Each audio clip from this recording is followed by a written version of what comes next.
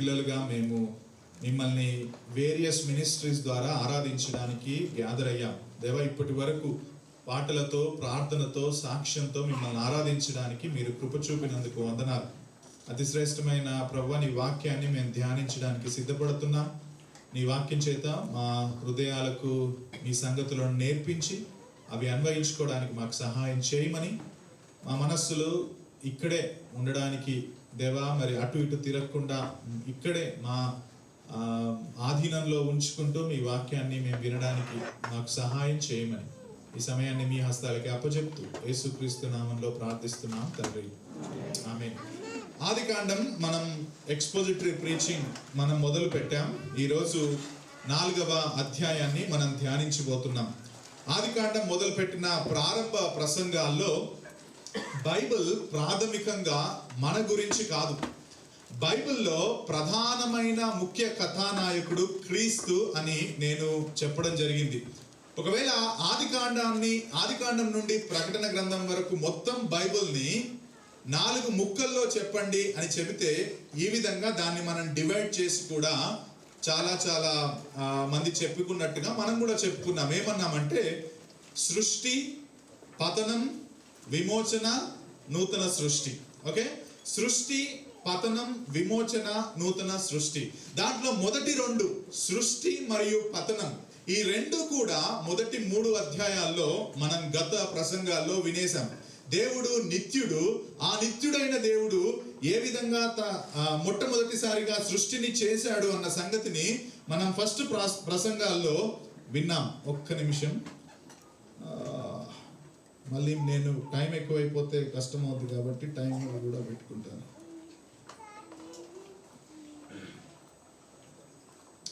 ఆ తర్వాత 2వ అధ్యాయం 3వ అధ్యాయంలో దేవుడు మొట్టమొదటిసారి చేసిన ఆదాము అవ్వలకు దేవుడిచ్చిన ఆజ్ఞలు, ఆ ఆజ్ఞలను వాళ్ళు మీరడం వల్ల ఈ సృష్టిలోనికి వచ్చిన పాపం లేదా పతనం, ఆ పతనం ద్వారా దేవుడు వారి మీద నియమించిన శిక్ష లేకపోతే పాప ఫలితాలు మనం 3వ అధ్యాయం చివరి వరకు చూసాం.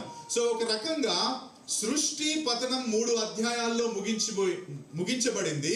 ఇప్పుడు మొదలైంది ఏంటంటే 3వ భాగమైన విమోచన. ఈ విమోచన ఎక్కడ మొదలయ్యింది అని మనం చూస్తే ఆదికాండం 4వ అధ్యాయంలో ఈ విమోచన కార్యం మొదలవుతుంది. ఆ తర్వాత నూతన సృష్టి మనకి ఎక్కడ కనిపిస్తుంది అంటే ప్రకటన గ్రంథంలో మనకు కనబడుతుంది. యేసుక్రీస్తు తను 2వసారి వచ్చినప్పుడు ఈ యొక్క పాత సృష్టిని రెన్యూ చేసి నూతన సృష్టిని ఆయన చేయడం, ఆ నూతన సృష్టిలో నీవు నేను ఉండడం గురించి ప్రకటన గ్రంథం మాట్లాడుతుంది. కాబట్టి ఈ విమోచన మొట్టమొదటిసారిగా ఎక్కడ మొదలైంది అంటే ఇదిగో ఈరోజు మనం ధ్యానించబోతున్న 4వ అధ్యాయంలో అది మొదలైంది. 3వ అధ్యాయంలో ఆదాము హవ్వలు దేవుని మాటను ధిక్కరించారు, వ్యతిరేకించారు. తద్వారా వాళ్ళు ఏం చేశారంటే, నీవు కాదు దేవా మా మీద అధికారివి, ఇప్పుడు మేమే మా మీద అధికారులం, నిర్ణయాలు తీసుకునే బాధ్యత ఇప్పుడు మా మీదనే ఉంది, మేమే లీడర్స్ మీ అని చెప్పి దేవుణ్ణి పక్కన పెట్టడం మనం 3వ అధ్యాయంలో చూసాం.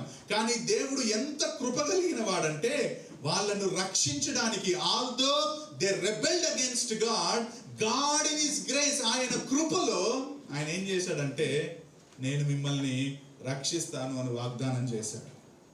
ఏంటా వాగ్దానం? 3వ అధ్యాయం 15వ వచనం, నీకును స్త్రీకిని నీ సంతానానికి ఆమె సంతానానికి నేను వైరం కలగజేసేదను, అది నిన్ను తల మీద కొట్టును. అది కాదక్కడ, ఆయన నిన్ను తల మీద కొట్టును, నీవు ఆయన మడిమ మీద కొట్టుదు అని చెప్పెను. ఆ విమోచన కార్యం ఏదైతే 3:15లో వాగ్దానం చేశాడో దేవుడు, ఆ విమోచన కార్యం ఇదిగో 4వ అధ్యాయంలో మొదలయ్యింది. అపవాది శక్తిని దేవుడు నిర్వీర్యం చేసే ఆ విమోచన కార్యం, లేకపోతే రక్షకుడిగా యేసుక్రీస్తు ఈ లోకానికి వచ్చే ఆ ప్రక్రియ లేదా కార్యం ఈ 4వ అధ్యాయం ద్వారానే మొదలయ్యింది.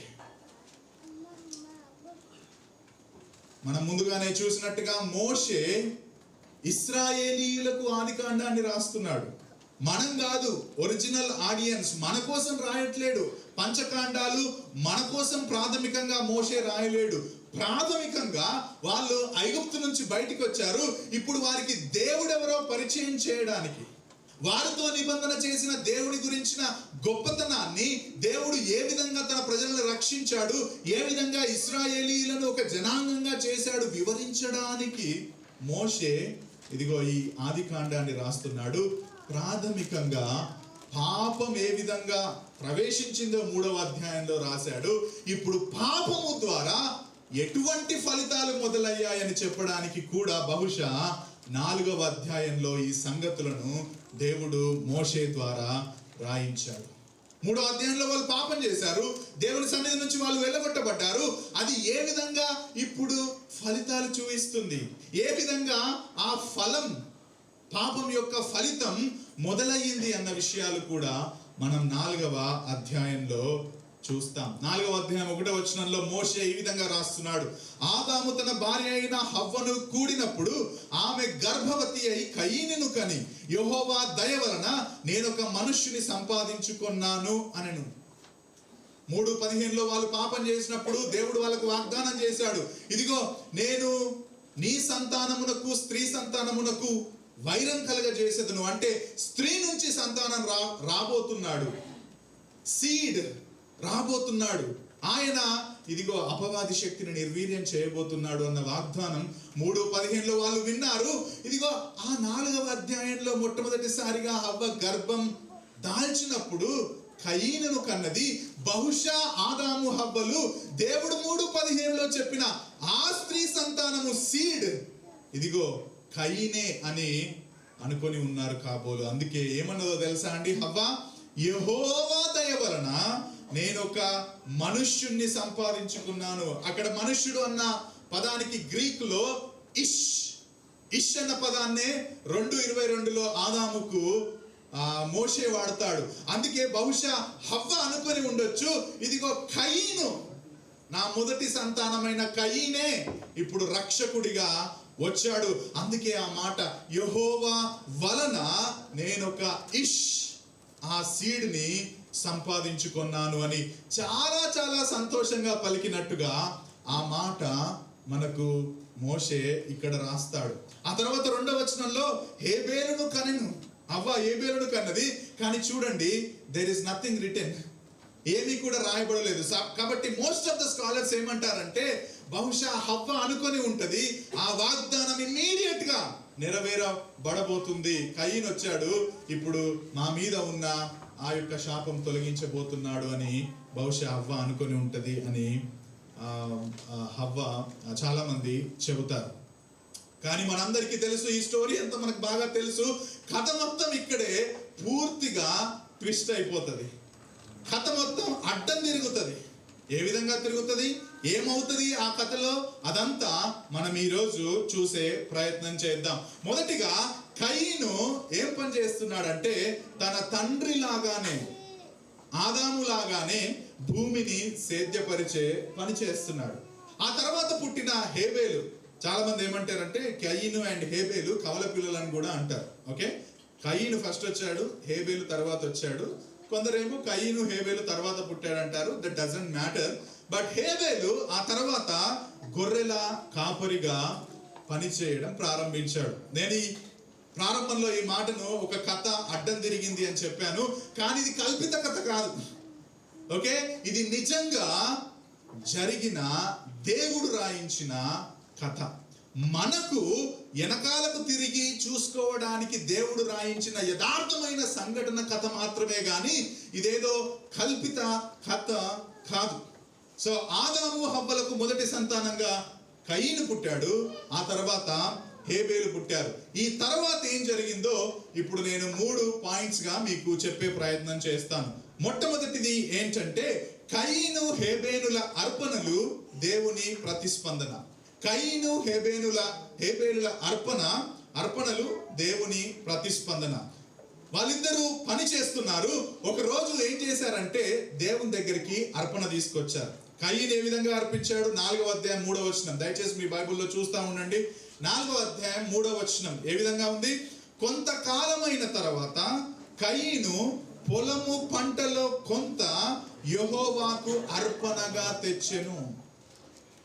అర్పణ అన్న మాటకు హీబ్రూలో మిన్కాహ్. ఈ మాట నేను ఎందుకు స్ట్రెస్ చేస్తున్నానంటే నా ఆర్గ్యుమెంట్ చాలా చాలా ప్రాముఖ్యం మనం అర్థం చేసుకోవడానికి. కాబట్టి ఈ పదాన్ని గుర్తుపెట్టుకోండి.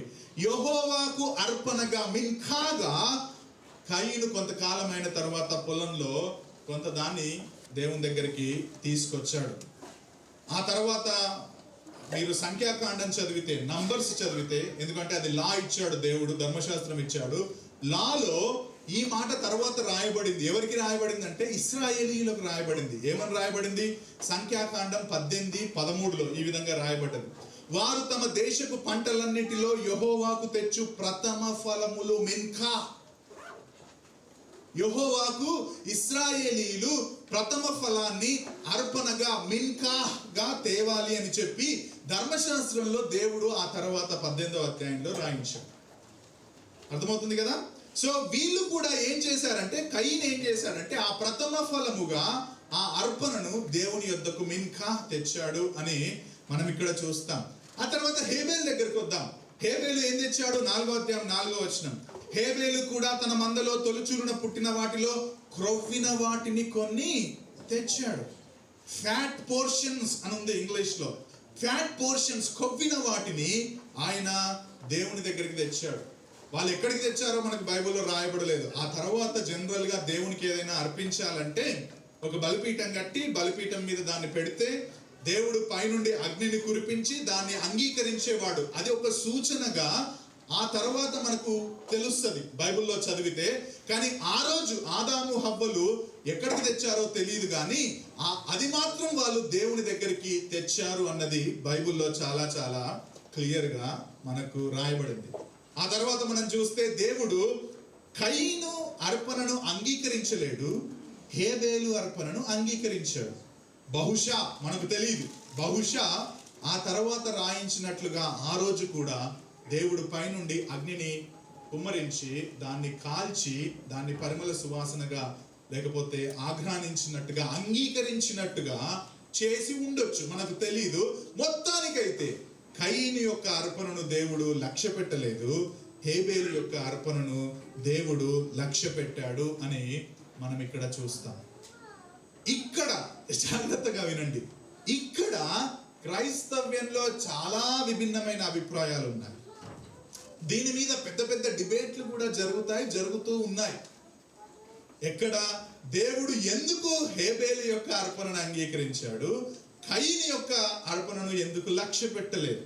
చాలా డిఫరెంట్ ఒపీనియన్స్ ఉన్నాయి, చాలా డిబేట్స్ కూడా జరిగాయి.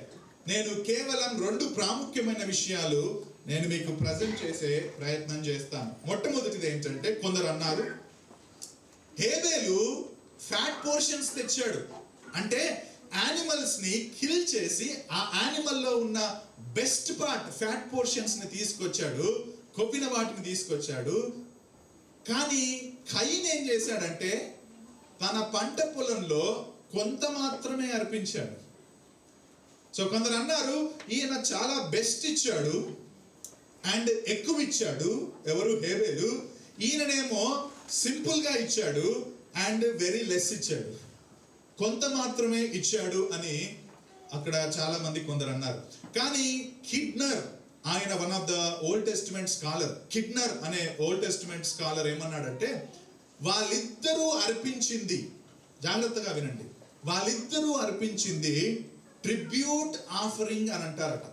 దాన్ని తెలుగులో కృతజ్ఞత అర్పణ. కృతజ్ఞత అర్పణ అంటే ఏంటంటే, కొంతమంది అనుకున్నట్టుగా సిన్ అటోన్మెంట్ కోసం ఇచ్చే అర్పణ కాదు. పాత నిబంధనలో మన ధర్మశాస్త్రం చూస్తే మనకి ఏం అర్థమవుతుంది అంటే, మీరు ఏదైనా పాపము చేస్తే నా సన్నిధికి మేకను, గొర్రెను, గువ్వను, పావురాన్ని తీసుకొచ్చి అర్పించాలి అని క్లియర్ ఇన్స్ట్రక్షన్స్ దేవుడు ఇస్తాడు. సో సిన్ అటోన్మెంట్, పాపానికి ప్రాయశ్చిత్తంగా జంతువును చంపు అనేది తర్వాత ధర్మశాస్త్రంలో రాస్తాం. కానీ ఇక్కడ కిడ్నర్ ఏమంటాడంటే, this is not that offering, this is a tribute offering. Tribute offering అంటే ఏంటి? దేవుడు ఏమై ఉన్నాడో, దేవుడు తమ మీద ఉన్న అధికారానికి గుర్తుగా, దేవుడికి కృతజ్ఞతకు గుర్తుగా అర్పించేది ట్రిబ్యూట్ ఆఫరింగ్.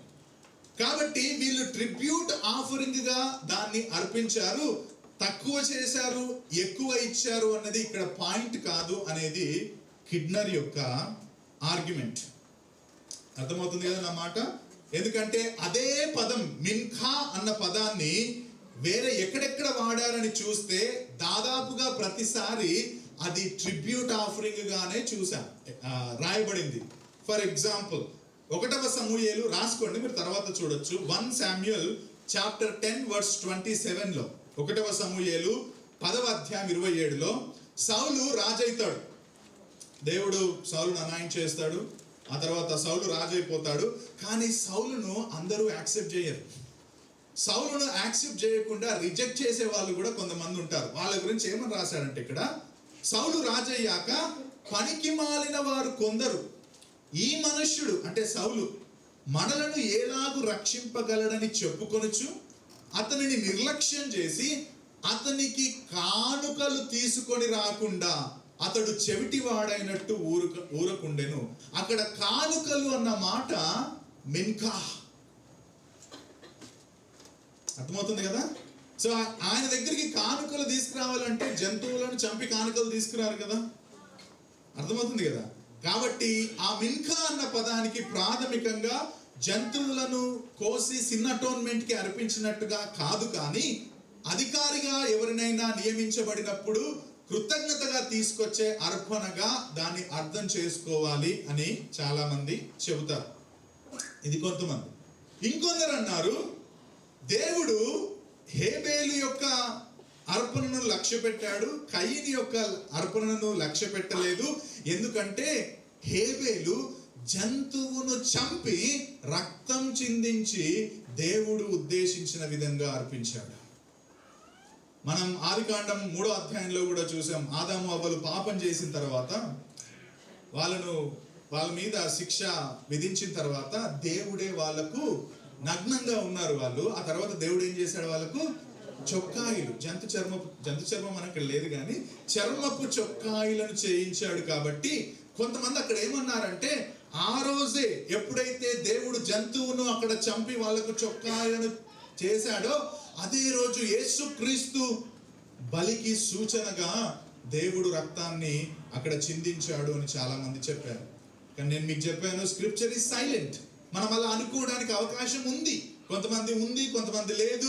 స్క్రిప్చర్ దానికి క్లారిటీ ఇవ్వలేదు కాబట్టి అని చెప్పారు, కానీ మనం ఒక రకంగా దాన్ని ఆ విధంగా తీసుకోవచ్చు అని కూడా నేను చెప్పాను. సో ఇక్కడ కూడా హేబేలు ఏం చేశాడంటే జంతువును చంపాడు. చంపి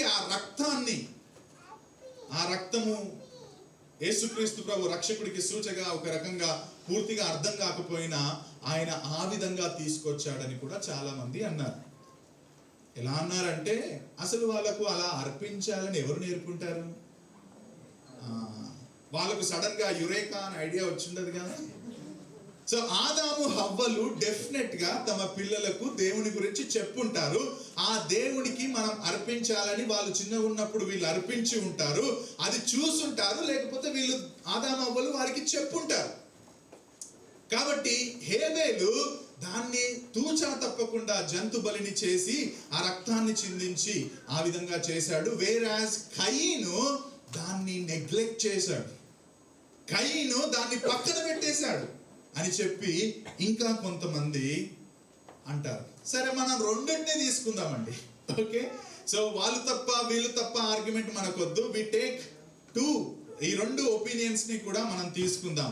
ఇక్కడ ప్రాముఖ్యమైన విషయాన్ని మీరు గమనించండి. Okay, the most important thing ఏంటనేదే ఆథర్ ఏం చెప్పాలనుకుంటున్నాడు అనేదే మనకు కావాలి. కాబట్టి ద మోస్ట్ ఇంపార్టెంట్ థింగ్ ఏంటంటే, దేవుడు మనుష్యులు తనకు ఏం సమర్పిస్తున్నారు అనే దాని కంటే కూడా ఆ మనుష్యుల హృదయాలను ప్రాథమికంగా చూస్తాడు, పట్టించుకుంటాడు. It's not about what you are offering. It's about who you are, who are offering. నువ్వు ఎటువంటి హృదయం కలిగిన వాడిగా అర్పణ తీసుకొస్తున్నావు అన్నదే దేవునికి ప్రాముఖ్యం.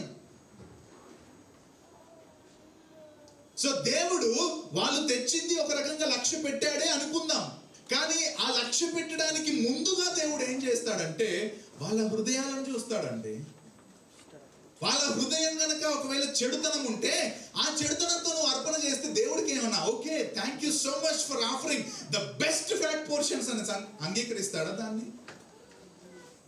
God sees the heart. And Hebrew గ్రంథకర్త ఆ విషయాన్నే క్లారిటీగా చెప్తాడు. ఎక్కడుంది ఆ మాట? హెబ్రీ 11:4 జాగ్రత్తగా వినండి. హెబ్రీ గ్రంథకర్త హేబేలు అర్పణ గురించి, కయీను అర్పణ గురించి ఒక క్లారిటీ ఇచ్చే ప్రయత్నం చేస్తాడు. ఓల్డ్ టెస్టిమెంట్ లో లేదు మనకు, కానీ పరిశుద్ధాత్మ దేవుడు న్యూ టెస్టిమెంట్ లో ఆ క్లారిటీ మనకిచ్చాడు. హెబ్రీ 11:4 ఏమనుంది అక్కడ? విశ్వాసమును బట్టి. మోస్ట్ ఇంపార్టెంట్ థింగ్ అండి. 4వ అధ్యాయం మీకు ఏమైనా డౌట్స్ ఉంటే, ఏవేవో ఒపీనియన్స్ ఉంటే అవన్నిటినీ పటాపంచలు చేసే మాట ఇది. విశ్వాసమును బట్టి హేబేలు కయీను కంటే శ్రేష్టమైన బలి దేవుడికి అర్పించాడు. దేవుడు ఏం సాక్ష్యం ఇచ్చాడు? దేవుడు అతని అర్పణల గురించి సాక్ష్యం ఇచ్చినప్పుడు అతడు ఆ విశ్వాసమును బట్టి నీతిమంతుడని సాక్ష్యం పొందాడు. అతడు మృతి నందు విశ్వాసము ద్వారా మాటలాడుతున్నాడు. డియర్ బ్రదర్స్ అండ్ సిస్టర్స్, దేవుడు హేబేలు అర్పణ అంగీకరించడానికి ముందుగా హేబేలు యొక్క విశ్వాసాన్ని అంగీకరించాడు.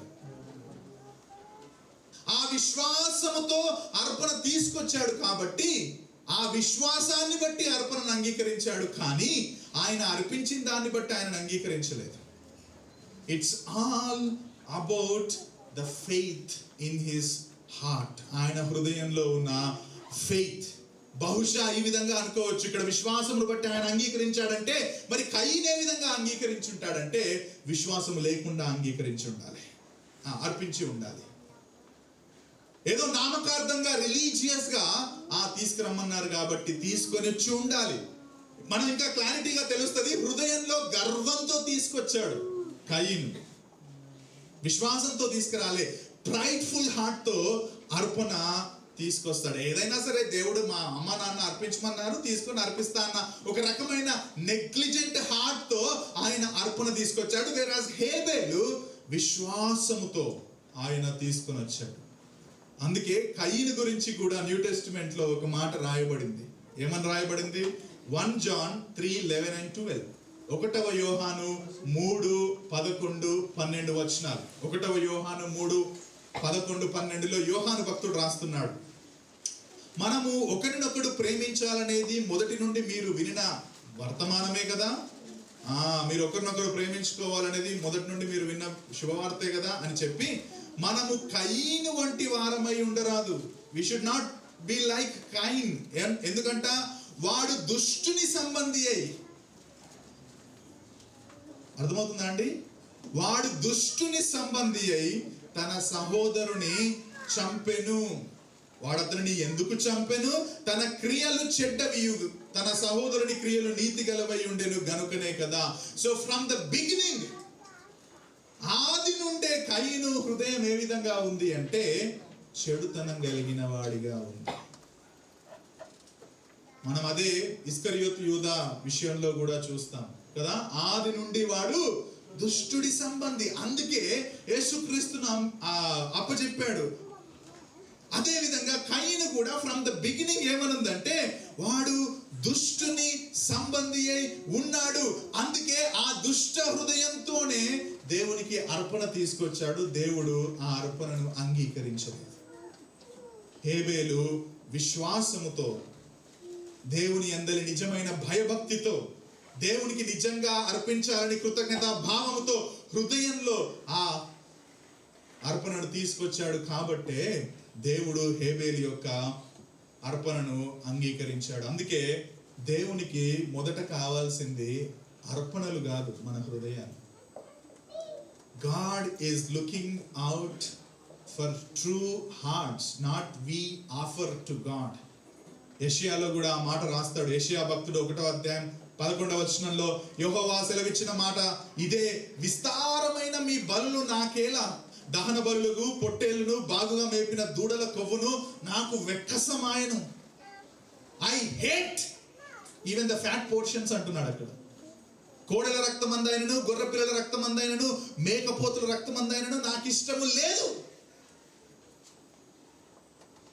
మన హృదయాలు సరిగ్గా లేకుండా నేను దేవునికి అది ఇస్తా ఇది ఇస్తా అని అనుకుంటే దేవుడు అంటున్నాడు, I hate those things, please don't give it to me.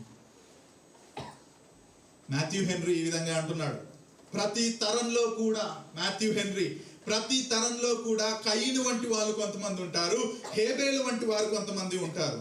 కయీను లాగా మొదటి నుండి గర్విష్ఠులుగా దేవుని భయం లేకుండా ఉన్న వాళ్ళు కొంతమంది ఉంటారు, లేకపోతే హేబేలు లాగా దేవుణ్ణి సంతోషపెట్టి విశ్వాసము గల వారిగా కొంతమంది ఉంటారు. సువార్తను, రక్షణ పద్ధతిని తిరస్కరించే కయీనులు ఉంటారు ఫ్రమ్ ద బిగినింగ్. తమ సొంత పద్ధతులతో దేవుణ్ణి సంతోష పెట్టడానికి ప్రయత్నిస్తారు కయీనులాగా. కానీ దేవుణ్ణి సంపూర్తిగా నమ్మి హేబేలులాగా నిజమైన విశ్వాసం కలిగిన వాళ్ళు కూడా ప్రతి తరంలో ఉంటారు. అండ్ మాథ్యూ హెన్రీ అడుగుతున్న క్వశ్చన్ ఏంటంటే, మనం ఎవరికి చెందిన వారంగా దేవుని దగ్గరికి వస్తున్నాం? కయీను వంటి వారిలాగా దేవుని దగ్గరికి వస్తున్నామా? హేబేలు వంటి వారిలాగా దేవుని దగ్గరికి వస్తున్నామా? ఒక రకంగా కయీను ఏం చేద్దాం అనుకున్నాడంటే, ఒక పని చేసి దేవుణ్ణి సంతోష పెట్టాలనుకున్నాడు. హృదయం సరిగ్గా లేదు, కానీ తన మంచి పనుల ద్వారా దేవునికి ఇది ఇస్తున్నాను అని చెప్పి ఒక గుడ్ వర్క్ చేయడం ద్వారా దేవుణ్ణి సంతోష పెట్టాలనుకున్నాడు. కానీ బైబిల్ చాలా క్లియర్ గా చెప్తుంది మనకు, ఇది క్రియల వలన కలిగినది కాదు. దేవుణ్ణి మనం సంతోష పెట్టడం, దేవుడు మనకు రక్షణ అనుగ్రహించడం మన మంచి పనుల వలన కలిగినది కాదు. నీ హృదయం అంతా చెడుతనంతో నిండి ఉండి నువ్వు దేవుని దగ్గరికి వచ్చి డబ్బులు ఇచ్చినా, నువ్వు దేవుని దగ్గరికి వచ్చి పాటలు పాడినా, నువ్వు దేవుని దగ్గరికి వచ్చి మంచి క్రైస్తవ కార్యక్రమాలు చేసినా, చర్చ్ బిల్డింగ్ అంతా క్లీన్ గా పెట్టినా, దేవుడు వాటిని పట్టించుకోడు. దేవుడు పట్టించుకునేది విశ్వాసం, మన హృదయంలో నిజంగా దేవుణ్ణి దేవునిగా అంగీకరించిన విశ్వాసం. అది దేవుడే ఇస్తాడు మళ్ళీ. కానీ మన హృదయంలో మనం పాపంతో నిండి ఉన్నాం. ఆ పాపమును విడిపించడానికి యేసుక్రీస్తు ఈ లోకానికి వచ్చి మరణించి తిరిగి లేచాడన్న సత్యం మీద మనం విశ్వాసం ఉంచి, అప్పుడు మనం దేవునికి ఏదైనా పని చేస్తే, అర్పిస్తే దేవుడు దాన్ని అంగీకరిస్తాడు. కానీ నీ హృదయం చెడుతనంగా పెట్టుకొని నువ్వు ఎన్ని మంచి పనులు చేసినా కానీ అవి దేవుడు అంగీకరించాడు. బైబిల్ మన పనుల ద్వారా రక్షణ పొందుకోలేము, కానీ దేవుడు క్రీస్తు ద్వారా చేసిన పనిలో విశ్వాసం ఉంచడం ద్వారా మనం రక్షించబడతామని బోధిస్తుంది. హేబేలు వంటి ట్రూ జెన్యున్ ఫెయిత్ మనం కలిగి ఉన్నామా లేదా? లేకపోతే దేవుణ్ణి మన నామకార్థ క్రైస్తవ జీవితం ద్వారా సంతోష పెట్టాలని, దేవుడు నన్ను అంగీకరించాలని ఉవ్విళ్ళూరుతున్నామా? ఒకసారి ప్రశ్నించుకుందాం. చాలా రోజులుగా రావచ్చు మనం సంఘానికి, చాలా గొప్ప గొప్ప కార్యాలు చేయొచ్చు, కానీ weather we are truly genuinely born again believers or not, let's examine. Sunday school పరిచయలో చిన్నప్పటి నుంచి కూడా వాడబడి పెద్దగా అయిపోయి యేసు ప్రభు అంటే ఎవరో తెలియని పరిస్థితుల్లో నరకానికి వెళ్ళే అవకాశం ఉంది. సంఘానికి రెగ్యులర్గా వస్తూ యాక్టివ్గా ఇన్వాల్వ్ అయ్యి ఒకరోజు నరకానికి వెళ్ళే అవకాశం ఉంది. ఈ విషయం కూడా చెప్పనివ్వండి, నాలాగా పాస్టర్గా పనిచేసి పుస్తకాలు రాసి గొప్ప గొప్ప ప్లేసెస్కి వెళ్ళి ప్రసంగాలు చేసి కూడా ఒకరోజు నరకానికి వెళ్ళే అవకాశం ఉంది. If we are not examining our hearts whether they are genuinely truly born again. We are not immune. పాస్టర్లుగా ఉన్నంత మాత్రాన, బైబిల్ బాగా చదువుతున్నంత మాత్రాన మనం పాపానికి పడిపోము అనుకోవడానికి కూడా లేదు. అందుకే బైబిల్ చాలా క్లియర్గా చెప్తుంది, నువ్వు నిలుచున్నావని అనుకుంటే నువ్వు చాలా జాగ్రత్తగా పరిశీలన చేసుకో. చివరి వరకు చాలా జాగ్రత్తగా పరిశీలన మనం చేసుకోవాలి. Whether we have true genuine faith like Abel. యేసుక్రీస్తు దగ్గరికి ఇంకా నిజమైన పాప క్షమాపణ కోసం ఇంకా ఎవరైనా రాకపోతే ఈ మాట నన్ను చెప్పనివ్వండి, మీరు కూడా కయీను వంటి వారే. దేనికోసం యేసుప్రభు దగ్గరికి వచ్చినారో నాకు తెలియదు, కానీ పాప క్షమాపణ కోసం మీరు యేసుప్రభు దగ్గరికి రాకపోతే మనందరం కూడా కయీను వంటి వాళ్ళమే. ఒకరోజు నిత్య శిక్షకు మనందరం కూడా పాత్రులమే. ప్రభు అంటున్నాడు, యేసే ప్రభు అని నీ నోటితో ఒప్పుకొని దేవుడు మృతుల్లో నుండి క్రీస్తును లేపనని నీ హృదయమందు విశ్వాసం ఉంచిన ఎడల నువ్వు రక్షించబడతావు. అటువంటి విశ్వాసం మనకుందా లేదా?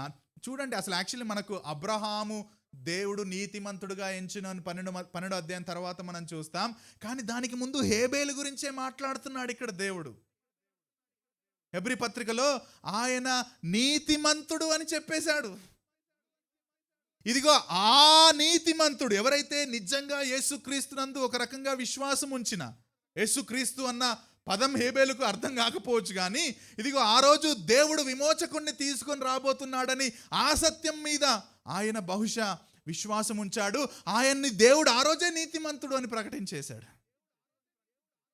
అండ్ ఈరోజు ఎవరైతే మనం యేసుక్రీస్తునందు విశ్వాసం ఉంచుతారో వాళ్ళని కూడా దేవుడు అంటున్నాడు, you are a righteous person. I will make you a righteous person.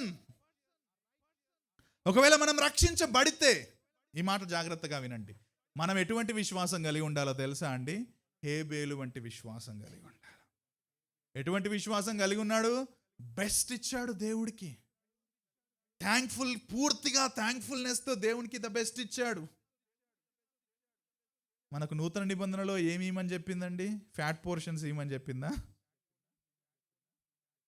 కోడెలను బర్లను కోసుకొని దేవునికి ఇవ్వమని చెప్పిందా?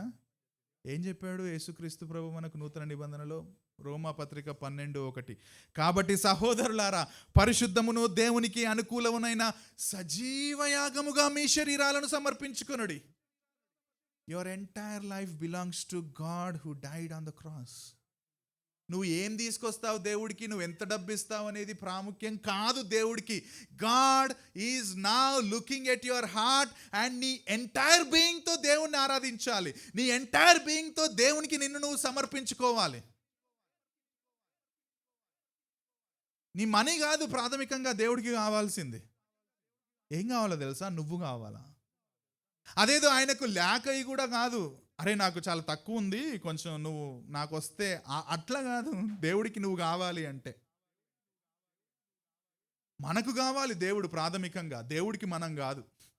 మనకు దేవుడి అవసరం ఉంది. సో దేవుడు మనల్ని చూసినప్పుడు మనలో ఏం చూస్తాడంటే, heart which is willing to submit our entire being to him. ఆయనకు పూర్తిగా మనల్ని మనం సమర్పించుకొని ఆయన కోసం దేనికైనా సరే నేను రెడీ అనే తత్వాన్ని దేవుడు మనలో చూస్తాడు. కాబట్టి let's have the faith of హేబేలు వంటి విశ్వాసము గల వ్యక్తులుగా మనం రక్షించబడ్డ తర్వాత ఉండాలి. ఒకవేళ దేవుడు నీ శరీరాన్నే సమర్పించుకో అన్నప్పుడు ఇంకా శరీరంలో ఉన్న ప్రతిదీ కూడా ఆయనకు సమర్పించుకోవడానికి మనం సిద్ధంగా ఉండాలి.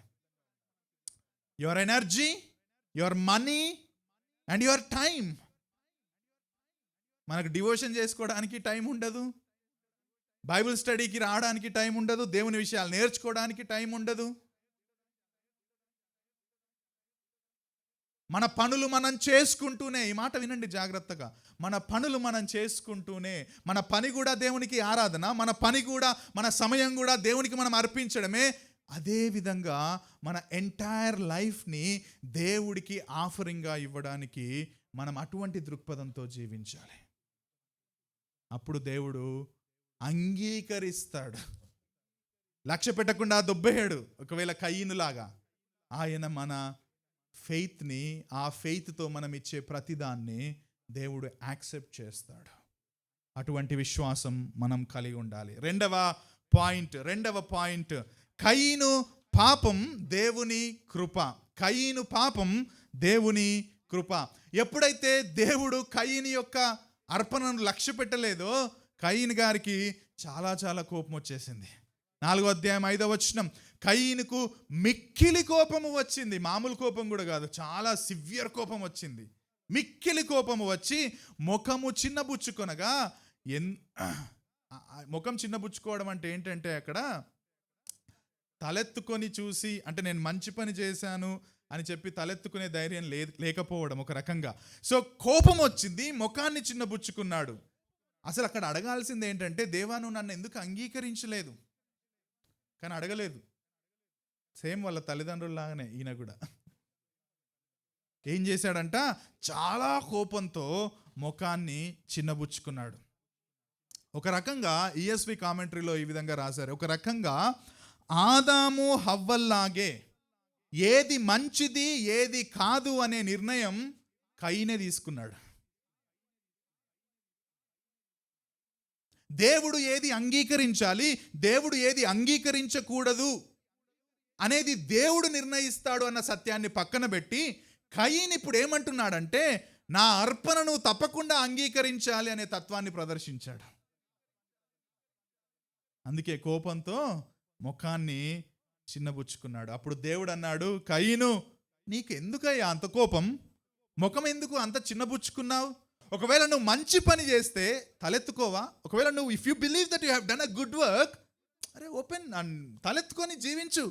ఒకవేళ నువ్వు మంచి పని చెయ్యకపోతే జాగ్రత్త, జాగ్రత్త, వాకిట పాపము పొంచి ఉండును, నీ ఎడల దానికి వాంఛ కలుగును, నీవు దానిని ఏలుదువు. దేవుడు ఎంత గొప్పవాడో తెలుసా అండి? దేవుడు ఎంత మంచోడో తెలుసా అండి?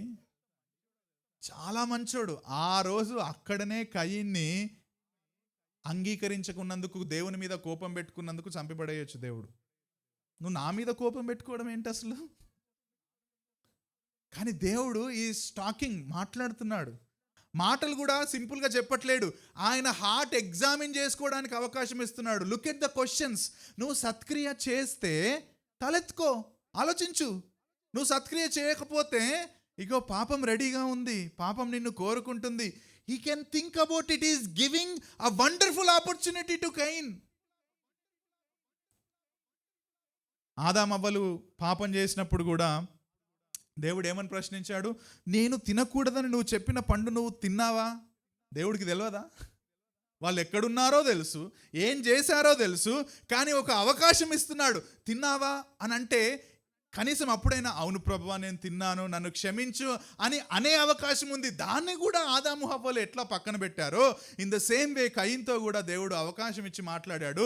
కానీ కయీను ఆ అవకాశాన్ని అందిపుచ్చుకోలేడు. ఒక రకంగా దేవుడు కయీనుకు అవకాశం ఇచ్చాడు, పాపం చేశామని హెచ్చరించాడు.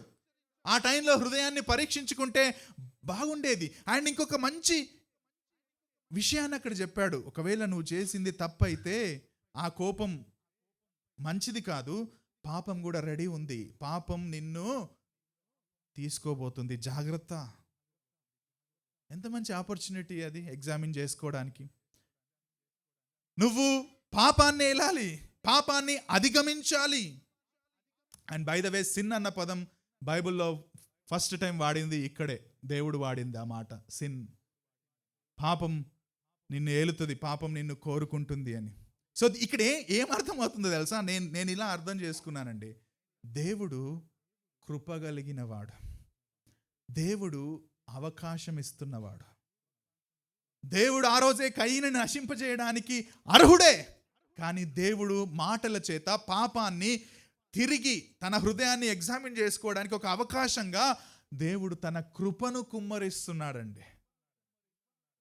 యేసుక్రీస్తు ద్వారా మన మీద కుమ్మరించాడు. అదే కృపను ఆదాము హవ్వల మీద కుమ్మరించాడు.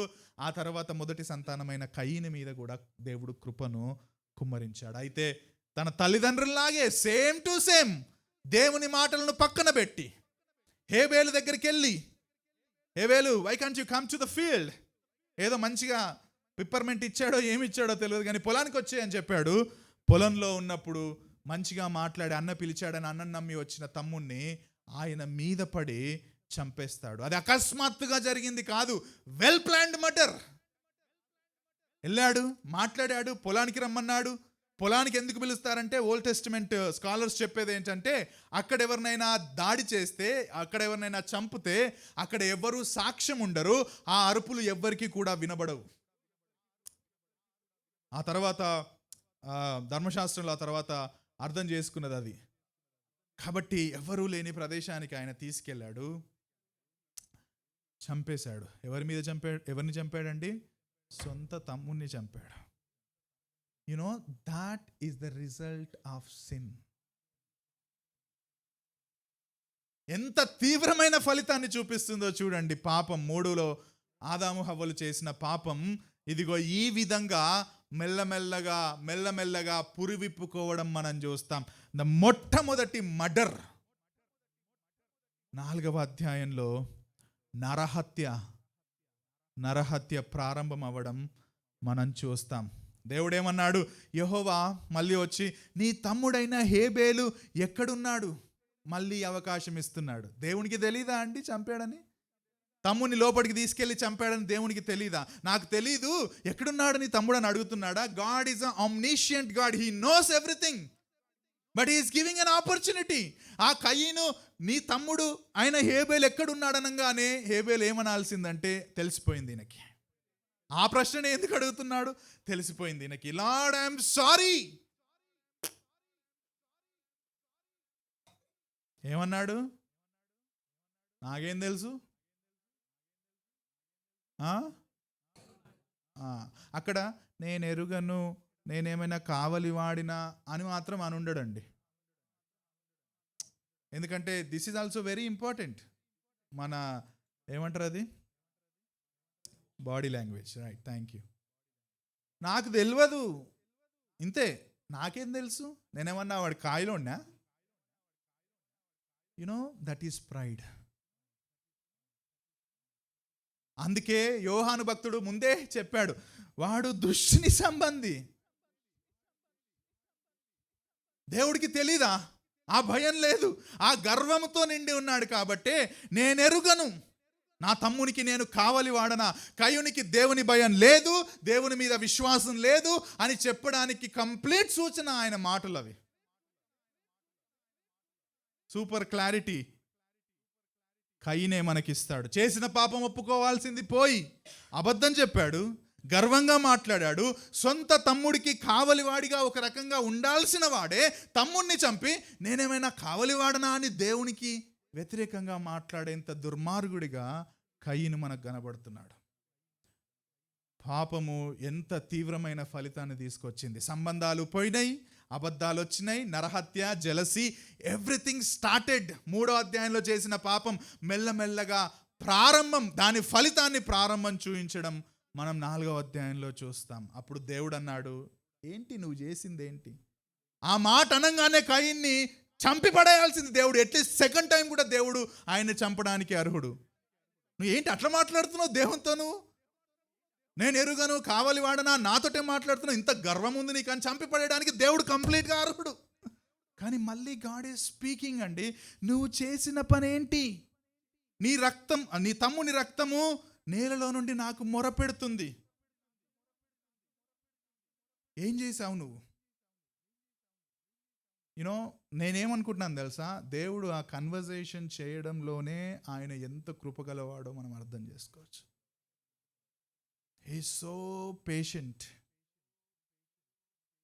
అలాగని శిక్షించకుండా ఉండలేడు. ఏమన్నాడు? నేను నిన్ను శపిస్తున్నాను అన్నాడు. నోరు తెరిచిన ఈ నేల, రక్తమును నీ చేతుల నుండి పుచ్చుకున్నట్టుకు నోరు తెరిచిన ఈ నేల మీద ఉండకుండా నీవు శపింపబడిన వాడవు. ఆదాము హవ్వలను దేవుడు శపించలేదండి, తెలుసా? నేలను శపించాడు, ఆ తర్వాత సర్పాన్ని శపించాడు. వాళ్ళిద్దరికీ డైరెక్ట్ శాపమని మాత్రం చెప్పలేడు. కానీ ఇక్కడ కయీనికి మాత్రం నీవు శపింపబడిన వాడవు, నేళ్లను సేద్యపరిచినప్పుడు అది తన సారం ఇక మీదట నీకియ్యదు, భూమి మీద దిగులు పడుచు దేశ దిమ్మరివై నువ్వు ఉందువు. కనీసం ఇప్పుడైనా ఈ మాట వినండి.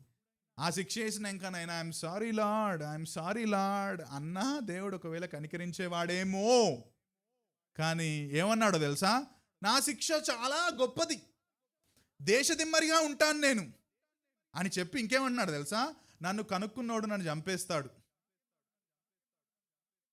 నన్ను ఎవరైతే కనుక్కుంటారో నన్ను వాళ్ళు చంపేస్తారు. నా శిక్ష గొప్పది, నువ్వు నన్ను దిమ్మరిగా ఉండమన్నావు కదా, దేశదిమ్మరిగా. అవును, నేను దేశదిమ్మరిగా ఉంటాను. యాక్సెప్ట్ చేస్తున్నాడు, కానీ రిపెంటెన్స్ మాత్రం మనకు అక్కడ కనబడట్లేదు. మళ్ళీ దేవుని కృప గురించి చూద్దామండి. కయీను పాపం, దేవుని కృప అని చెప్పాను కదా 2వ పాయింట్లో. కయీను పాపం మీద పాపం మీద పాపం మీద చేస్తుంటే దేవుడు కృప మీద కృప మీద కృప మీద కృప కుమ్మరిస్తున్నాడు. మళ్ళీ దేవుడు ఏమంటున్నాడో తెలుసా? 15వ వచనం దగ్గరికి రండి. అందుకు యెహోవా అతనితో, కాబట్టి ఎవడైనను కయీనును చంపిన ఎడల వానికి ప్రతిదండన 7 అంతులగును. అరే, ఎవడైనా నన్ను కనుక్కుంటే చంపేయండి అని కయీన్ అంటే, దేవుడు అంటున్నాడు ఎవడన్నా కయీన్ను చంపితే, దేవుడు డైరెక్ట్ చంపకపోయినా ఓకే, ఆ మాట అన్నాడు కదా కయీను, ఎవడైనా నన్ను కనుక్కుంటే చంపేయంగానే ఆమేన్ అని అలో చేసినా అయిపోయేదేమో. కానీ దేవుడు అంటున్నాడు కయీనుని ఎవడైనా చంపితే వానికి ప్రతిదండన 7 అంతులు కలుగునని. కయీనుని ఎవరు చంపకుండా మార్క్ వేసాడు. ఆ మార్క్ ఏంటో మనకు తెలీదు, తల మీద వేసాడో చెస్ట్ మీద వేసాడో మనకు తెలియదు, కానీ ఎవడైనను కయీనును కనుగొనంత చంపకుండానట్లు యెహోవా అతనికి ఒక గురుతు వేసెను. ఆయన చంపలేడు, ఇతరులు ఆయన్ని చంపడానికి కూడా దేవుడు అప్పుడు అనుమతించలేదు. అలాగని శిక్ష వేయలేదా, శాపం వేయలేదా? వేశాడు.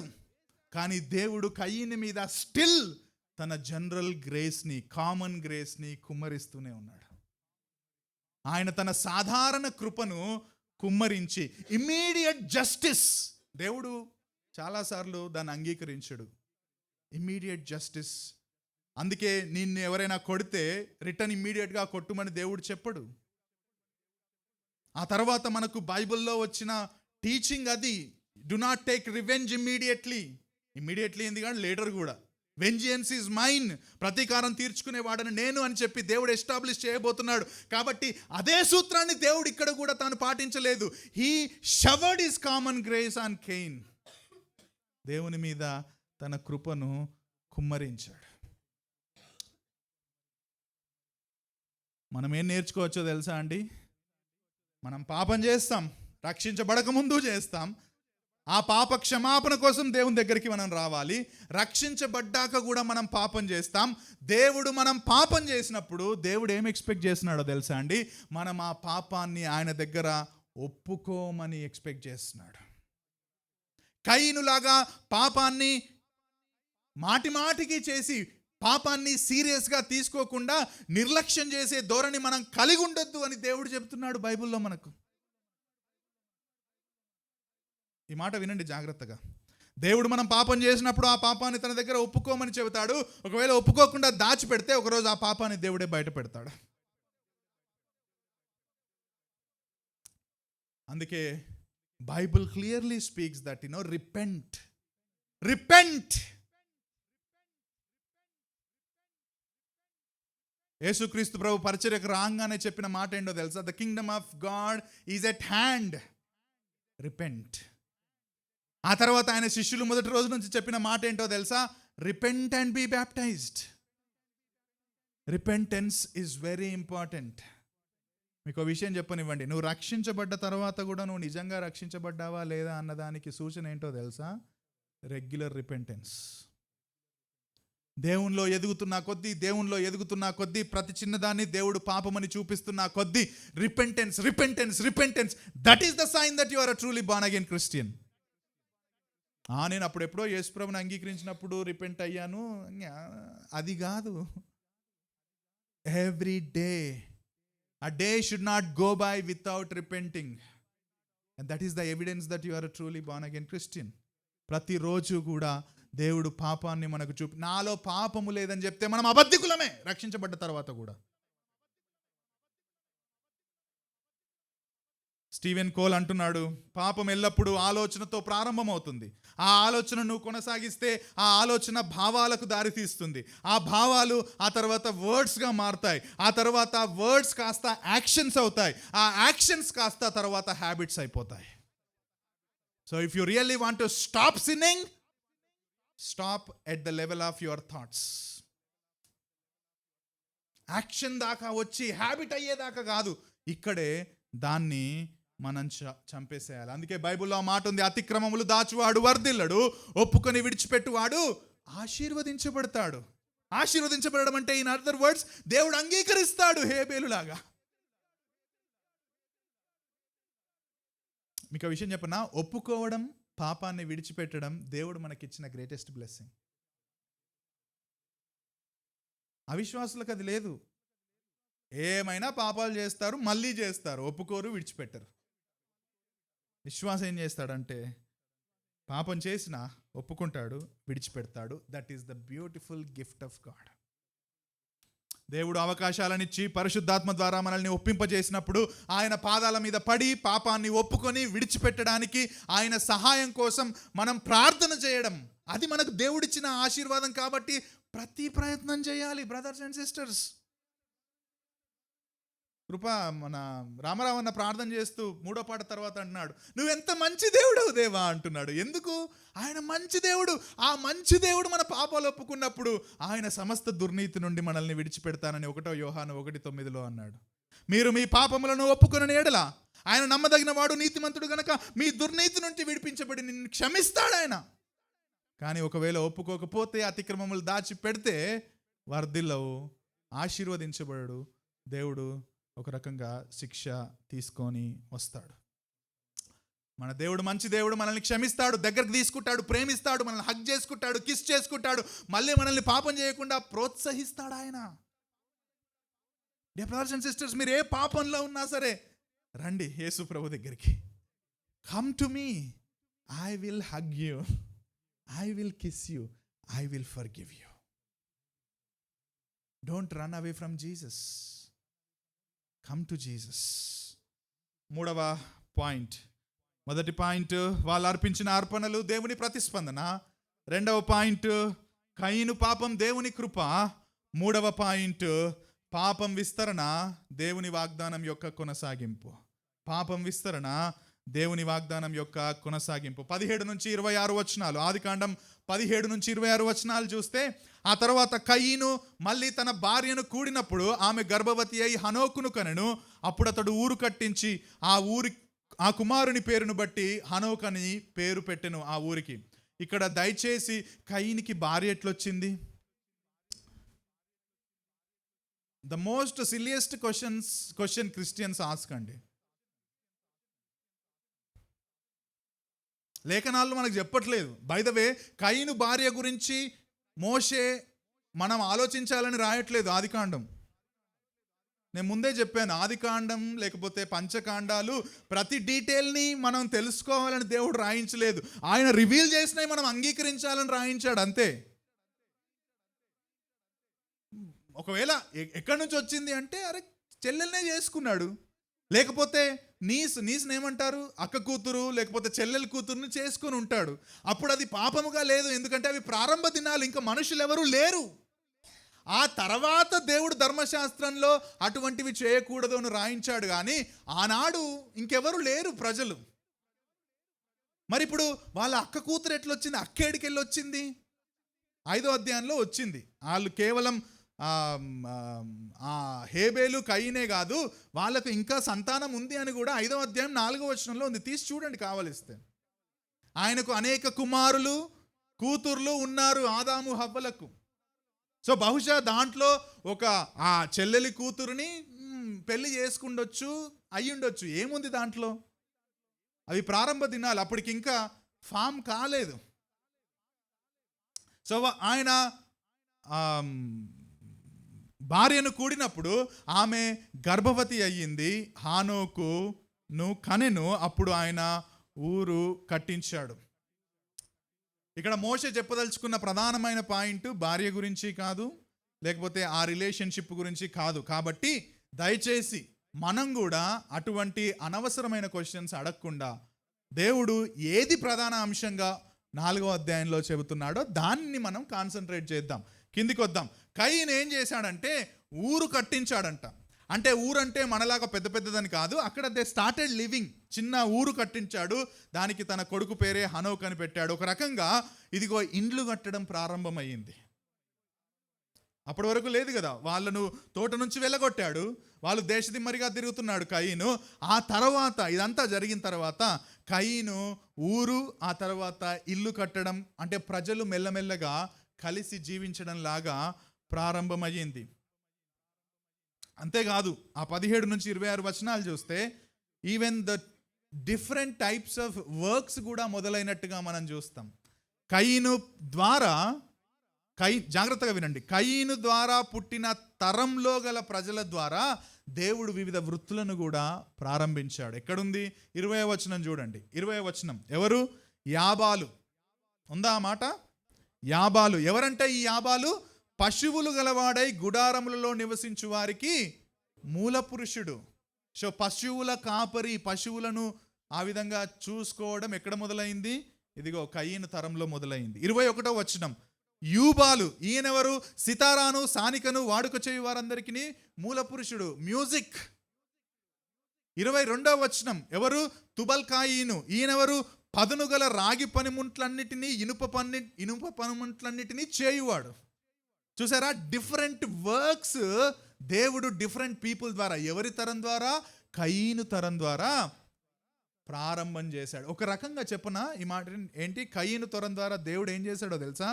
ఇదిగో భూమిని నిండించబోతున్నారు, ప్రజలంతా భూమిలో విస్తరించబోతున్నారు, వారికి వేరియస్ డెవలప్మెంట్ని దేవుడు అలో చేశాడు. అభివృద్ధి స్టార్ట్ అయ్యింది, ఇండ్లు కట్టుకోవడం స్టార్ట్ అయింది, వృత్తులు కూడా స్టార్ట్ అయింది. In other words development, advancement అనేది మొదలయ్యింది, దేవుడు అనుమతించాడు. కానీ ఆన్ ది అదర్ సైడ్ జాగ్రత్తగా వినండి, పాపం కూడా విస్తరించింది. అందుకే నేను మీకు స్టార్టింగ్లో చెప్పాను, 4వ అధ్యాయంలో పాపము మెల్లమెల్లగా పురివిప్పడం మొదలవుతా ఉంది. అది ఒక స్టేజ్ నుంచి ఇంకొక స్టేజ్కు వెళ్ళి వివిధ రకాలుగా ప్రభావం చూపడం ప్రారంభమవుతుంది. ఏ విధంగా ఒక సైడ్ టెక్నాలజీ డెవలప్ అయిందో, వర్క్ డెవలప్ అయిందో, ఇండ్లు కట్టడం డెవలప్ అయిందో, ఆన్ ది అదర్ సైడ్ పాపం కూడా అదే తరం నుంచి మొదలైంది. ఎక్కడ మొదలైంది? 23వ వచనం చూడండి. లెమెకు ఏమంటున్నాడు? భార్యతో అన్నాడా? In other words, most of the people say that he is the first person who started polygamy. బహుభార్యత్వాన్ని మొదలుపెట్టిన దానికి మూల పురుషుడు ఎవరంటే ఇదిగో మన లెమెక్ సార్. తన భార్యలతో అంటున్నాడు, నన్ను వ్యతిరేకించిన ఒక పడుచువాన్ని చంపేశాను. ఎంత గర్వంగా మాట్లాడుతున్నాడు. అమ్మా నీకు తెలుసా, నాకు వ్యతిరేకంగా ఒక ఆయన మాట్లాడాడు, ఆయన నేను చంపేశాను అని ఉంటాడండి. బాడీ లాంగ్వేజ్ చూడండి ఆ మాటలు. నన్ను వ్యతిరేకించిన ఒక పడుచువాన్ని చంపి పడేసిన అంటే he's filled with pride and his acceptance is accepting his action. నేను చంపేశాను, దట్స్ అ కామన్ థింగ్. ఒక వ్యక్తిని, ఒక యవ్వనస్తుని చంపడం, పగతో ప్రాణం తీయడం అనేది అక్కడే మొదలైంది. ఆ పడుచువాడు అతనికి వ్యతిరేకంగా మాట్లాడాడని ఒక రివెంజ్ఫుల్ హార్ట్ అనేది లెమెక్ నుంచే ప్రారంభమైంది. పాలిగమి అక్కడి నుంచే వచ్చింది, ఈ రివెంజ్ తోటి. అంతకుముందు కయీను చంపింది ఒక రకంగా అసూయ అనుకోవచ్చు, కానీ ఇక్కడ రివెంజ్ తోటి ప్రాణం తీయడం మొదలు పెట్టింది కూడా ఆయనే అని చాలామంది చెబుతారు. ఎంత గర్వంతో నిండిపోయాను. అందుకే ఆయన చేసింది ఏంటో తెలుసా అండి? అది పాట. ఏమని పాడాడు లెమెకు తన భార్యలతో? ఓ అదా నా సిల్లా నా పలుకు వినుడి. పాట. అందుకే చాలామంది దాన్ని ఏమన్నారు తెలుసా? That is the song of the sword. Song of the sword, కత్తితో కూడిన పాట. అది హత్య పాట ఒక రకంగా. ఇక్కడి నుంచే అండి చెడుతనం విస్తరించింది. కయీనుతో మొదలైంది, లెమెకుతో మల్టిప్లై అయింది. ఎంత మల్టిప్లై అయిందంటే 6వ అధ్యాయంలో ఆ చెడుతనం విస్తరించి దేవుడు 8 మందిని మాత్రమే కాపాడి భూమిలో ఉన్న వాళ్ళందరినీ నశింపజేసేంతగా విస్తరించింది. ఎక్కడ ప్రారంభమైంది అంటే కయీను అండ్ లెమెకు ద్వారా ప్రారంభమైంది. నోవా టైంలో జరిగింది అదే. ఆ తర్వాత 5వ అధ్యాయంలో పూర్తిగా వాళ్ళ వంశావళిలో ఉంటాయి.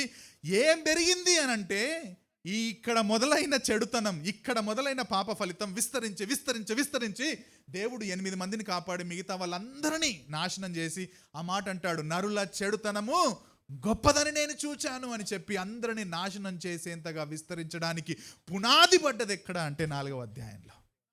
పాపం ఎంత తీవ్రమైన ఫలితాలను తీసుకొచ్చిందో మనం ఇక్కడ చూస్తాం. ఆదాము నుండి కయీను లైన్లో 7వ సంతానంగా వచ్చాడు ఎవరు? లెమెకు. ఆ లెమెకు దుర్మార్గుడుగా ఉన్నాడు.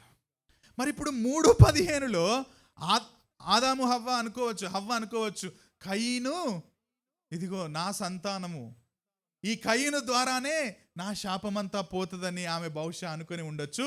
కానీ లేటర్గా ఏం తెలిసిందంటే కయీను హంతకుడైపోయాడు, దుర్మార్గుడైపోయాడు. అరే మరి ఎట్లా? ఇప్పుడు 3:15 నెరవేర్చబడేది ఎట్లా? ఇప్పుడు స్త్రీ సంతానముగా రాబోయేవాడు ఎట్లా? ఈ వాగ్దానం ఏ విధంగా నెరవేర్చబడబోతుంది? ఎండ్ అయిపోతుందా ఇక్కడ? దేవుడు ఎంత కృప కలిగిన వాడు. దేవుడు మాట ఇచ్చి వెనక్కి తీసుకునేవాడు కాదు, వాగ్దానం ఇచ్చి దాన్ని విడిచిపెట్టేవాడు కాదు. కాబట్టి ఆయన ఆ వాగ్దానానికి నెరవేర్పుగా కయీను వల్ల కాలేదు, హేబేలు ఆల్రెడీ చనిపోయాడు, లెమెకు 7వ తరంలో దుర్మార్గుడిగా మారిపోయాడు, 3:15 కొనసాగాలంటే ఇప్పుడేం కావాలి? దేవుడు హవ్వ గర్భాన్ని మళ్ళీ తెరిచాడు. 25-26 వచనాల్లో ఆదాము మరలా తన భార్యను కూడినప్పుడు ఆమె కుమారుని కని కయీను చంపిన హేబేలునకు ప్రతిగా దేవుడు నాకు మరి ఒక సంతానము జెరా, సేమ్ వర్డ్, నియమించెననుకొని అతనికి షేతు అని పేరు పెట్టెను. షేతునకు కుమారుడు పెట్టెను, అతనికి ఏనోషను పేరు పెట్టెను. అప్పుడు యెహోవా నామమున ప్రార్థన చేయుట ఆరంభము ఆయను. దేవుడు 3:15లో వాగ్దానం ఇచ్చాడు. కయీను వల్ల కాలేదు, హేబేలు చనిపోయాడు, లెమెకు దుర్మార్గుడైపోయాడు, కానీ వాగ్దానానికి నెరవేర్పుగా ఆమె గర్భాన్ని తెరిచాడు. అందుకే ఆమె అన్నది నా సంతానము, జెరా, సేమ్ పదాన్ని వాడింది. షేతు ఇప్పుడు ఆ వాగ్దానాన్ని నెరవేర్చే, లేకపోతే ఆ వాగ్దానాన్ని నెరవేర్చబోయే యేసుక్రీస్తును తీసుకువచ్చే వ్యక్తిగా దేవుడు ఆదాము హవ్వలకు ఆ యొక్క వ్యక్తిని దయచేశాడు. కయీను తరం 7 తరాలు చూస్తే కయీను నుంచి వచ్చిన వాళ్ళు దుర్మార్గులు తయారయ్యారు. కానీ ఇక్కడ ఒకటే తరం షేతుకు ఏనోషు పుట్టాడు. ఏనోషు పుట్టగానే ఏమని రాశాడు తెలుసా అండి? మోషే యెహోవా నామమున ప్రార్థన చేయుట ఆరంభమైంది. దేవుడు తన వాగ్దానాన్ని నెరవేర్చడానికి తన ప్రణాళికను కొనసాగిస్తున్నాడని ఇదిగో ఇశ్రాయేలీలకు నిరీక్షణగా రాయబడింది. ఇన్ని సంవత్సరాల తర్వాత మనం ఇక్కడ కూర్చొని దేవుడు వాగ్దానాన్ని విడిచిపెట్టలేక దాన్ని కంటిన్యూ చేశాడన్న విశ్వాసం మనం కలిగి ఉండడానికి మనకు దేవుడు ఈ మాటలు రాశాడు. షేతు తరం ప్రారంభం నుండే దేవుని నామంలో ప్రార్థన చేయడం, ప్రార్థన మొదలవ్వడం మనకు కనిపిస్తుంది. ఇక్కడ యెహోవా నామమున ప్రార్థన చేయడం అంటే విభిన్నమైన అర్థాలు ఉన్నాయి, కానీ చాలా దగ్గరగా ఉన్న అర్థం ఏంటంటే అప్పటి నుండి ప్రజలు సమాజంగా దేవునికి ప్రార్థన చేయడం ప్రారంభించారు. అప్పటి నుండి ప్రజలు సమాజంగా కృతజ్ఞత చెల్లించడం, ఆరాధించడం, ఆయన మీద ఆధారపడడం ప్రారంభించారు అని మనం అర్థం చేసుకోవాలి. ఎందుకంటే ఆదాము హవ్వలు కూడా ఇదిగో ఆ యెహోవా నామంలో ప్రార్థన చేయడం అనేది బహుశా వాళ్ళకు నేర్పించి ఉంటారు. కానీ అక్కడ వాళ్ళు కేవలం వ్యక్తిగతంగా ఒక రకంగా అర్పణ కూడా దానిలో భాగంగానే వాళ్ళు తీసుకొచ్చారు, కృతజ్ఞత అర్పణగా. కానీ ఇక్కడ యెహోవా నామమున ప్రార్థన చేయుట ఆరంభమాయను అన్నప్పుడు ఇదిగో సమాజంగా దేవుని మీద ఎక్కువగా ఆధారపడడం, దేవుని వైపు ఎక్కువగా చూడడం, దేవుణ్ణి సంఘముగా లేకపోతే సమాజంగా ఆరాధించడం ప్రారంభమయ్యింది అన్నట్టుగా దాన్ని మనం అర్థం చేసుకోవాలని చాలామంది చెబుతారు. ఒక తరం అంతా అభివృద్ధిలో పెరుగుతుంది, పాపములో విస్తరిస్తుంది. కానీ ఇక్కడ ఒక తరం నుండే దేవుడు తన మీద ఆధారపడే, తన ప్రణాళిక కొనసాగింపజేసే వాళ్ళను ఆయన దయచేశాడు. డియర్ బ్రదర్స్ అండ్ సిస్టర్స్, మన చుట్టూ కూడా నగరాలు ఎంతో ఫాస్ట్గా డెవలప్ అవుతున్నాయి. కొత్త కొత్త బిల్డింగ్స్ వస్తున్నాయి, 40 ఫ్లోర్స్ వస్తున్నాయి. పైకి వెళ్తుంది అభివృద్ధి, హారిజాంటల్గా వెళ్తుంది అభివృద్ధి. టెక్నాలజీలో పెరుగుతున్నాం, ఏఐ వచ్చింది, అన్నీ మంచివే, అవన్నీ చెడువని కూడా కావు. అయితే మనం సంఘంగా, మనం దేవుని సమాజంగా ఈ యొక్క అభివృద్ధిలో తలమునకలై నిజ దేవుణ్ణి ఆరాధించడం, నిజ దేవుని మీద ఆధారపడడం నిర్లక్ష్యం చేయకుండా చూసుకునే ప్రతి ప్రయత్నం చేయాలి. All the technological advancement is good because everything is from God. But if that technology is driving you away from the presence of God so that you can praise and worship God, then that is become a sin. Adokavela పాపం అయ్యే అవకాశం ఉంటుంది. కయీను కూడా తన విషయంలో జరిగిన పాపం ఒప్పుకోలేదు. ఆ ఒప్పుకోకపోవడం వలన, జాగ్రత్తగా వినండి మాట, కయీను పాపం ఒప్పుకోలేడు, పాపాన్ని నిర్లక్ష్యం చేశాడు, దేవుడిచ్చిన అవకాశాలను అందిపుచ్చుకోలేడు, పాపం చేస్తూ ఉన్నాడు. ఆ తర్వాత పాపం మెల్లమెల్లగా తరంలో తీవ్రమవుతానే ఉంది. అందుకే ఆ ప్రిన్సిపల్ న్యూ టెస్టిమెంట్లో కూడా మనకిచ్చారు. పాపము చిన్నగున్నప్పుడే చంపిపడేయి, ఆలోచనలో మొదలైతే చంపిపడేయి, దాన్ని ఎంటర్టైన్ చేస్తే పులిసిన పండి చిన్నదే కానీ తర్వాత ముద్దంతా కూడా పులిసేస్తుంది. కయీనులాగా మనం ఉండకుండా పాపాన్ని ప్రారంభంలోనే తుంచడానికి, ఆ తర్వాత పాపం విస్తరించడానికి మనం అవకాశం ఇవ్వకుండా దాన్ని మొదట్లోనే నరికేయడానికి మనం ప్రతి ప్రయత్నం చేయాలి. బహుశా లెమెకు గురించి కూడా మనం అనుకోవచ్చేమో, లెమెకన్నా ఆ తర్వాత తను పాపం చేసినందుకు ఒప్పుకొని ఉంటే వేరే ఉండేదేమో. కానీ లెమెకు కూడా పాపాన్ని ఒప్పుకోలేదు. ఆ లెమెకు తర్వాత విస్తరించి విస్తరించి విస్తరించి పాపం 8వ అధ్యాయంలో 6వ అధ్యాయంలో దేవుడు ప్రజలందరినీ వరద ద్వారా చంపేంతగా తీవ్రంగా పాపం ఎక్కువైంది. మన వ్యక్తిగత జీవితాల్లో కావచ్చు, సంఘ జీవితాల్లో కావచ్చు, మనం ఒప్పుకోని పాపం, జాగ్రత్తగా వినండి, మనం విడిచిపెట్టని పాపం మరింత పాపానికి దారితీస్తుంది. ఒప్పుకొని విడిచిపెట్టని పాపం మరింత పాపానికి దారితీస్తుంది. Please examine. మనం పాపం చేసాం కంపల్సరీ పాత టైంలో. ఒకవేళ ఆ పాపాన్ని మనం ఇనీషియల్గా ఒప్పుకోకపోయి ఉంటే ఇంకా ఎన్నిసార్లు ఆ పాపం చేశామో మనం, అది వ్యక్తిగతంగా కావచ్చు, కుటుంబంగా కావచ్చు, సంఘంగా కావచ్చు, ఈ పాపం విడిచిపెట్టకపోతే, ఒప్పుకోకపోతే అది మన చుట్టూ ఉన్న వాళ్ళకు కూడా హాని తేవడం మనం చూస్తాం. కాబట్టి ఎప్పటిదప్పుడు రిపెంట్ అవుదాం, ఎప్పటిదప్పుడు క్లీన్గా ప్రభు దగ్గర పెట్టుకుందాం. ఆయన మనల్ని క్షమిస్తాడు, దగ్గరగా తీసుకుంటాడు. ఒక రకంగా మన పరిశుద్ధతను ఆయన ప్రోత్సాహపరుస్తాడు. అందుకే 1 కొరింథీ 5:6లో కూడా ఆ మాట ఉంటుంది, చిన్న పాపం ఒకవేళ ఒప్పుకోకపోతే పెద్ద ఉపద్రవానికి దారితీస్తుంది. దేవుడు మనకు వాగ్దానం ఇచ్చాడు, దేవుడు దానిని నెరవేరుస్తాడు. ఆయనను మనం సంపూర్తిగా నమ్ముకోవచ్చు. ఇదిగో దేవుడు ఎట్లా దాన్ని నెరవేర్చాడంటే, షేతు ద్వారా, ఆ తర్వాత షేతు నుంచి వచ్చిన ఈనోషు ద్వారా, ఈనోషు తర్వాత వచ్చిన ఆ లీనియేజ్ ద్వారా, అబ్రహాము, ఇస్సాకు, యాకోబు ద్వారా ఒకరోజు యేసుక్రీస్తును ఈ లోకానికి పంపి నీకు నాకు రక్షణను అనుగ్రహించేంత మంచి దేవుడు మనకున్నాడు. అనుగ్రహించాడు ఆయన. ఒకవేళ మూడవ సంతానముగా షేతు రాకపోయి ఉంటే, దట్స్ అన్ అజంప్టివ్ మాట, బట్ స్టిల్, ఎందుకంటే అది ప్రణాళిక కాదు. దేవుడు కంపల్సరీ షేతుని ఇవ్వాలా, షేతు ద్వారా ఒకరోజు క్రీస్తుని తేవాలా, that is the plan. But just అజంప్షన్స్లో కూడా ఈ మాట, ఒకవేళ షేతును దేవుడు మూడవ సంతానంగా ఇవ్వకపోయి ఉంటే యేసుక్రీస్తు ఒకరోజు ఈ లోకానికి రాకపోయేవాడు, నీకు నాకు రక్షణ దొరికేది కాదు, మనం నిత్య నరకానికి పాత్రులం అయ్యేవాళ్ళం. షేతును ఇవ్వడం ద్వారా, షేతు ద్వారా క్రీస్తును పంపడం ద్వారా విస్తారమైన కృప చూపిన దేవుడు మనకున్నాడు. క్రీస్తులో ఆది కాండంలో ఉన్న ఆ కృపను క్రీస్తులో దేవుడు మనందరికీ సిలువకు పంపుట ద్వారా ఉచితముగా అనుగ్రహించాడు. కయీను వంటి వారిమై ఉండి దేవునికి అసహ్యులుగా ఉండకుండా హేబేలు వంటి విశ్వాసం కలిగి మనల్ని మనం దేవునికి అర్పించుకోవడానికి, నిజమైన విశ్వాసం కలిగి ఉండడానికి దేవుడు మనకు సహాయం చేయునుగాక. ఈ మాటలు దేవా మీ వినికిడిలో మేము విన్నాం. మా హృదయాలను పరీక్షించి నీకు ఇష్టమైన విశ్వాసపూరితమైన జీవితం మేము జీవించడానికి సహాయం చేయమని మీ కుమారుడు, మా ప్రియ రక్షకుడు, మా కోసం ఈ లోకానికి వచ్చి మరణించి తిరిగి లేచి నిజమైన విశ్వాసము మాకిచ్చి మమ్మల్ని విశ్వాస సంబంధమైన పిల్లలుగా చేసిన మీ యేసుక్రీస్తు నామంలో ప్రార్థించి అడిగి వేడుకుంటున్నాం తండ్రి. ఆమేన్.